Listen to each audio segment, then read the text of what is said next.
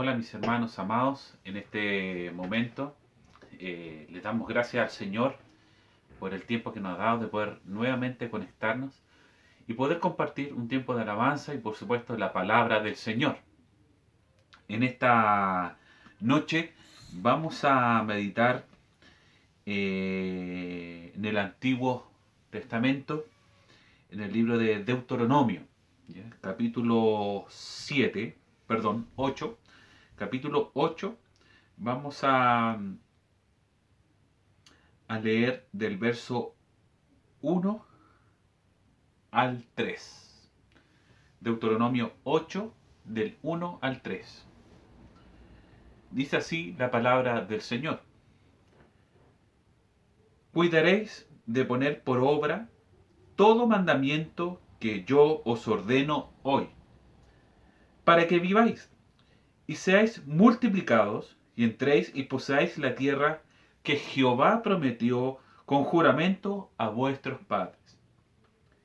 Y te acordarás de todo el camino por donde te ha traído Jehová tu Dios estos 40 años en el desierto, para afligirte, para probarte, para saber lo que había en tu corazón, si hablas de guardar o no sus mandamientos.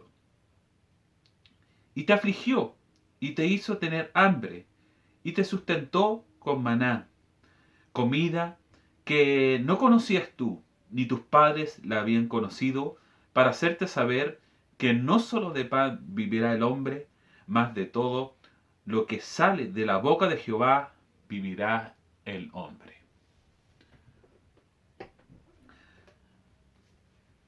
Como usted bien conoce, ¿cierto? La gran mayoría, por lo menos, la historia del pueblo de Israel, luego de 420 años en la tierra de Egipto, siendo esclavizado, ¿cierto? Y la vida dura que tuvieron que llevar a raíz de que ellos se alejaron de Dios y fueron en pos de otros dioses, ¿ya? Y otras creencias. Esto produjo que Dios, ¿cierto?, se alejara de ellos. Y es lo que produce la idolatría, es lo que produce la desobediencia cuando actuamos de esta forma, produce que Dios, ¿cierto?, se aleje de nosotros o ya no nos mire, ¿cierto?, como algo en el cual Él pueda complacerse. Cuando Dios se complace en nuestras vidas, cuando nosotros somos obedientes a su palabra. Sin embargo, Dios dice que vio la aflicción de su pueblo y el clamor de su pueblo. Cuando gatilló, digamos, o que movió a Dios para poder sacar al pueblo fue justamente el clamor, el arrepentimiento, ¿ya? Y luego que los sacó de la tierra de Egipto, vagaron por 40 años por el desierto, camino hacia la tierra prometida. Pero sin embargo, nuevamente, la incredulidad de cada uno de ellos, si bien es cierto, fueron libres físicamente porque salieron de aquella tierra que los tenía esclavizados, pero sin embargo su corazón seguía atado a las cadenas, seguía esclavizado. Y Dios, ¿cierto?, los hizo vagar por 40 años. Pero el propósito de Dios, ¿cierto?, a pesar de todo este largo peregrinaje del pueblo, Dios también se preocupó de poder formar, ¿cierto?, a cada uno de ellos, de poder moldear el carácter por medio de los mandamientos. Obviamente, ellos tuvieron una gran desventaja a diferencia de nosotros, ya que antes que apareciera el Mesías, recordemos que solamente, ¿cierto?, era válido para Dios para cumplir el estándar que Dios exigía, era el cumplimiento de toda la ley, lo que era imposible. Entonces, la meritocracia, lamentablemente, no podría, ¿cierto?, hacer que ningún hombre pudiese llegar al estándar que Dios exigía a cada uno de su pueblo, ya que cada hombre, ¿cierto?, cuando intentaba, ¿cierto?, cumplir, ¿cierto?, los mandamientos, sin embargo, siempre tropezaba y no podía continuar en su camino hacia la perfección, hacia la santidad. Entonces, Jehová dice que les ordenó que vivieran, ¿cierto?, una vida consagrada a Él, que mostraran la diferencia con los otros pueblos que eran paganos e idólatras. ¿Para qué? Para poder tomar y adquirir la promesa de Dios, la tierra prometida. Y esto nos tiene que llevar a meditar, amados hermanos. Nosotros, gracias al Señor, hemos conocido, ha sido revelado, como dice el apóstol Pablo, el Evangelio a cada uno de nosotros. La salvación por medio de Cristo ha sido manifiesta en nuestra vida y entendemos que solamente por la gracia, no por meritocracia, sino que por la gracia de Dios, ¿cierto? Somos salvos y hemos sido perfeccionados para poder presentarnos ante el Padre. ¿Usted se ha preguntado cómo es posible que un hombre o una mujer como nosotros podamos entrar a la presencia de Dios mediante oración? No es porque seamos nosotros, sino porque la sangre de Cristo pagó el precio, Cristo nos redimió con su sangre, ¿cierto?, nuestros pecados y nos limpió, y con eso hemos cumplido el estándar. Pero esto no quiere decir que nos relajemos, por el contrario, debemos mostrar, ¿cierto?, el efecto aquella causal. ¿Ya? ¿Cuál es el efecto de yo, ¿cierto?, recibir esta salvación tan grande? Es caminar en la palabra de Dios. No lo hacemos por miedo, sino que lo hacemos por amor. Y lo hacemos porque el Espíritu y la palabra nos persuaden para poder caminar bajo el temor de Dios. Entonces, para poder adquirir las promesas de Dios, debemos, ¿cierto?, caminar en su palabra. No nos olvidemos de eso.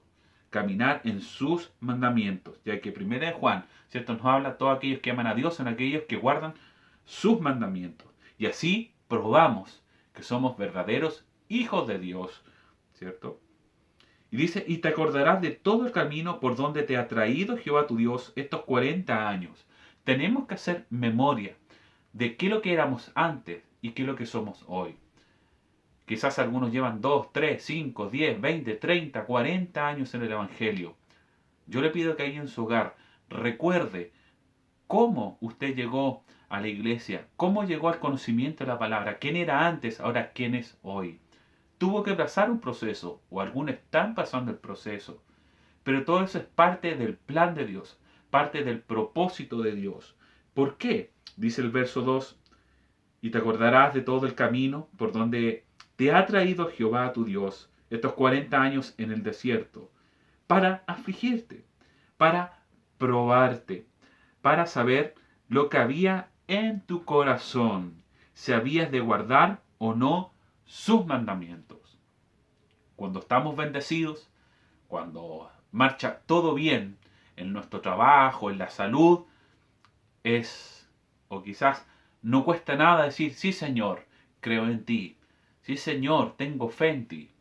Pero cuando viene el proceso de la prueba, cuando viene la aflicción a nuestras vidas, podemos repetir con la misma convicción que confiamos en el Señor, que agradecemos a pesar de todo, de que Dios nos esté fortaleciendo en ese tiempo de angustia.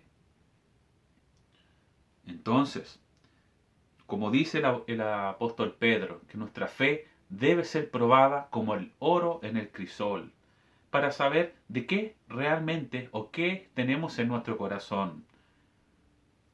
Si estamos convencidos o estamos convertidos.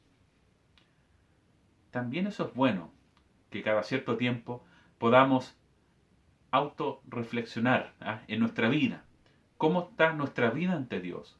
Tenemos que hacer una auditoría en nuestro corazón y en nuestra mente.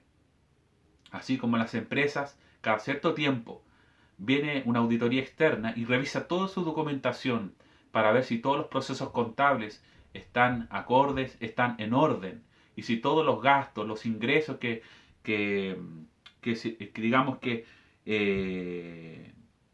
ejecuta la empresa están en orden. Así también nosotros tenemos que auditar nuestra vida y decir si realmente hemos caminado en los mandamientos de Dios, si hemos caminado en su palabra, si hemos hecho su voluntad. Y si no es así, es tiempo hoy, no mañana, no pasado, es tiempo hoy de poder enmendar nuestro camino. Para eso Dios nos ha dado un día más de vida, para que podamos tener techubá. ¿Qué significa techubá? Esta palabra hebrea que a mí tanto me gusta. Es volver a dar la vuelta y mirar a Dios de frente y no darle la espalda. Y eso es lo que nosotros debemos hacer, mirar a Dios de frente. Por supuesto, respaldado por la sangre de Cristo, pero llegar ante Dios y poder abrir nuestro corazón, arrepentirnos y pedirle al Señor que nos ayude por medio de su Espíritu y su palabra a poder, ¿cierto?, caminar como un hijo de Dios, como parte del pueblo del Señor. Dice, y te afligió el Señor, y te hizo tener hambre, pero te sustentó con maná. Ellos tuvieron una dieta especial, ya no dependieron de lo que les proporcionaba quizás como en Egipto, ya todo lo que ellos están acostumbrados a comer. Dios les cambió totalmente la dieta. Este alimento no lo tuvieron que trabajar, no lo tuvieron que sembrar, no lo tuvieron que cosechar, solamente lo tenían que recoger. Dios se encargaba de alimentarlos.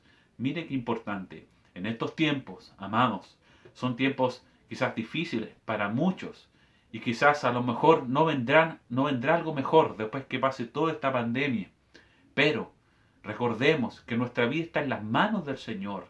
Nuestra vida no depende de un hombre, no depende de una institución, no depende de una empresa. Nuestra vida, nuestra economía depende totalmente de Dios. Dios se encargará de cada uno de nosotros, pero tenemos que confiar en Él.